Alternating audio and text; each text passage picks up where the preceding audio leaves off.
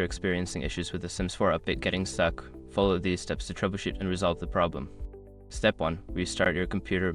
Shut down your computer completely and then restart it. This can help clear temporary files and refresh system processes that may be causing the update to stall.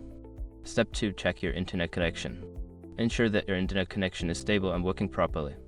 You can do this by testing other websites or applications that require internet access. If your connection is weak, try resetting your router. Step 3. Disable background applications. Close any unnecessary applications running in the background that may be using bandwidth or interfering with the update process. This includes web browsers, streaming services, or other game clients. Step 4. Clear Origin cache. If you are using Origin to play The Sims 4, clear the cache by closing Origin, navigating to the Origin cache folder, and deleting the files inside. Restart Origin and try updating the game again. Step 5. Reinstall The Sims 4. If the update still does not progress, consider uninstalling and then reinstalling The Sims 4. This can help resolve any corrupted files that may be preventing the update from completing. By following these steps, you should be able to resolve the issue with the update getting stuck. If problems persist, consider reaching out to EA support for further assistance.